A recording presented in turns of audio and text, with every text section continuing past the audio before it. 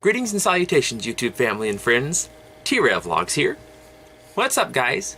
Previously, on Convention Memories, I told you guys about the time that I had at Kunikon back in 2004 or 2005.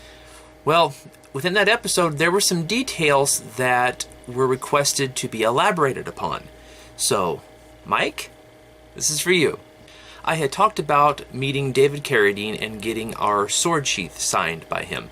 Well, one thing I didn't state was our opinion on the current state of mind he had while we were meeting him.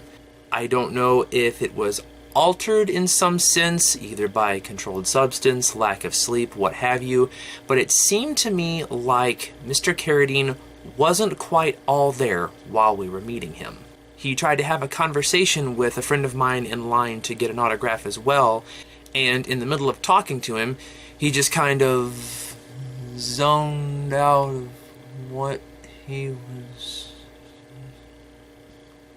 and went right back. So he just kind of completely zoned out. He forgot what he was talking about and just went right back to signing, and no more was said of the conversation, and we just kind of chalked it up to an odd experience and booked it off to the next event. There was also a rumor that he may have taken a swing at one of the musical guests that were there at the time, causing the guest to leave early. However, an official statement was put out stating that he had to leave early because he had class on Monday, so luckily that was never the case. There was no swinging happening. Another detail that Mike asked to elaborate on, and honestly this does bring back some fond memories as well, in the video game room, we were introduced to a game that had not quite been released in America yet, but had taken Japan by storm. It was called Taiko Drum Master. Now, you got to play, the controller was this little peripheral of a little taiko drum, and you had two plastic drumsticks that you used to hit the drum in certain sequences. You had to hit either the head of the drum or the rim of the drum according to the beat of the music.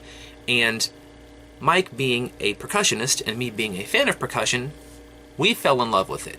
And we still have our drum peripherals, and we spent years going over to each other's houses and having little drum-offs from Taiko Drum Master. So being introduced to that game pretty much affected my love of rhythm games from here on out. So, Mike, there you go. There are those two details elaborated upon our visit with David Carradine, our perception of how he was acting at the time, and of course, our introduction to our love for Taiko Drum Master.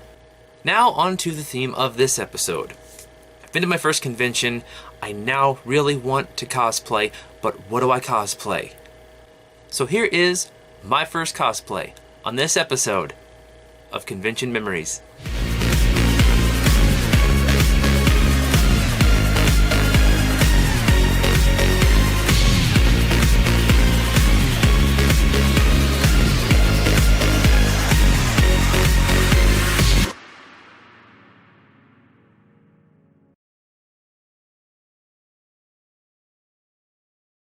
So before I get into the costume itself, let's talk about why I chose the character that I chose. Of course, the character ended up being Miroku from Inuyasha. But why? Why Inuyasha? Well, here's the story. So it had become pretty commonplace for me at the time to kick back and relax on a Saturday night and watch some anime. One of the television channels I would watch on Saturday nights always had a block of anime, usually geared towards the older kids and whatnot, and the young adults who were into that sort of storyline and thing. They had greats like Cowboy Bebop, Outlaw Star, Tenchi Muyo, all kinds of wonderful series that I ended up watching pretty much all the way through and enjoying thoroughly. One of my favorites at the time was Yu Yu Hakusho, and again, more on that will be elaborated in a future video. And it was always on the first show of the 10 o'clock block of this channel on a Saturday night. So, as per usual, I kicked back, turned on the television, and expected to see the intro to Yu Yu Hakusho. Imagine my surprise when instead of seeing Botan flying through the air on her oar that she rides, I saw what I assumed was some long-haired lady dressed in red bouncing around the screen to a nice upbeat Japanese opening. What? What was this? And where was my Yu Yu Hakusho, doggone it? And what the heck is an Inuyasha? I had questions, but my curiosity piqued, and I gave the series a shot. And from the beginning, I noticed there was a nice story, very memorable characters, who I began to know and appreciate, and after giving it a shot, I really started to like it. And it was around that time that Kunio-kun was happening, so that kind of already had gears turning in my mind as far as what character I might want to try to cosplay. Now, I had thought about cosplaying as Kurama from Yu Yu Hakusho, but I figured at the time that was a little out of my league.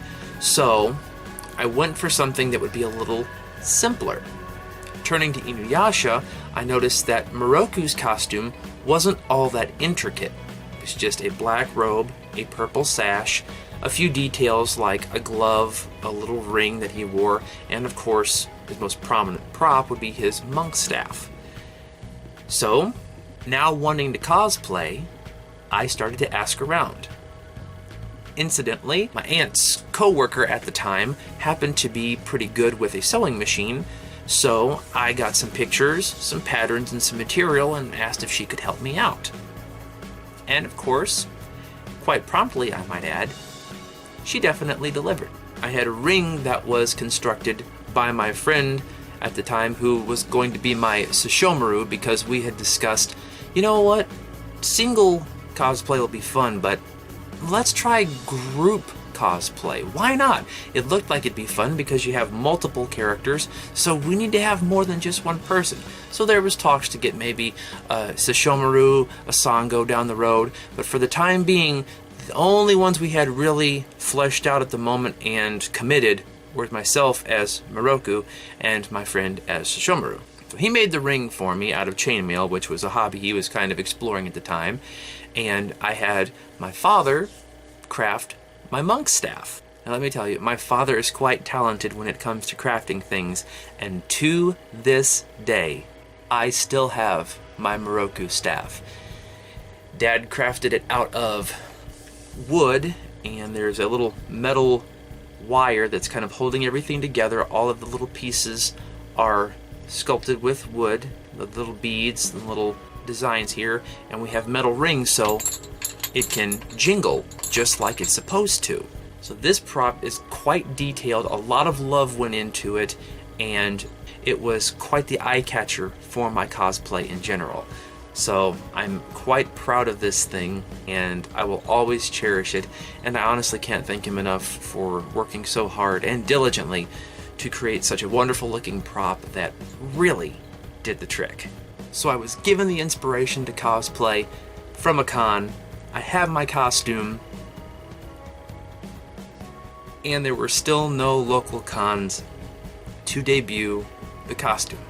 We were planning on going to Anime Week in Atlanta later down the road, but the closest thing we had at the time happened to be Halloween. So we had a Halloween party over at my house in my backyard, invited some friends over, and we figured it would be the perfect opportunity to debut our cosplay that we had made. I in my Miroku and my friend in his Sesshomaru, which he managed to miraculously put together within the course of a week's time. I'm not jealous, you're jealous. But in all seriousness, I loved my Miroku costume. His Sesshomaru was amazing. I think we made a pretty darn good pair for it. Later on, the group would expand for sure, and that was the beginning of my cosplay career, I guess you could call it. Miroku was my very first cosplay.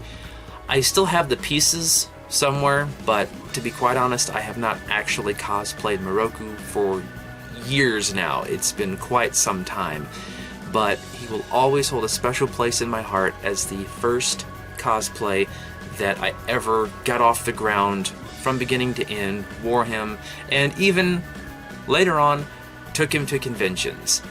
Eventually, I was able to go to Anime Weekend Atlanta without our Sesshomaru, just myself, so that was pretty much my solo convention cosplay debut of Miroku.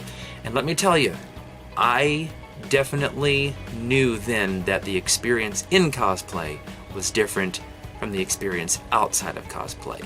Being stopped by so many people for pictures and getting to go through memorable experiences. There was a whole Inuyasha cosplay group, minus a Miroku, waiting outside of one of the main ballrooms. They had Kagome, they had Naraku, they had Kikyo, they had Inuyasha.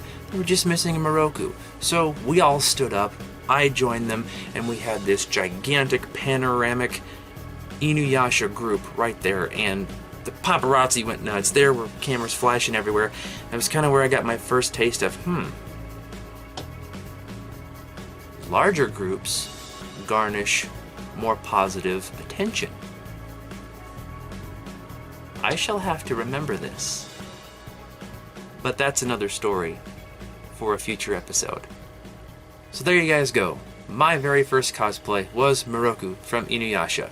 I debuted him at a local Halloween party, and then later on at Anime Weekend Atlanta, where I finally got my first taste of going to a convention in cosplay, and I knew then and there I was hooked. Any future conventions would definitely have to include a costume, and even after that convention, my mind started going crazy with inspiration.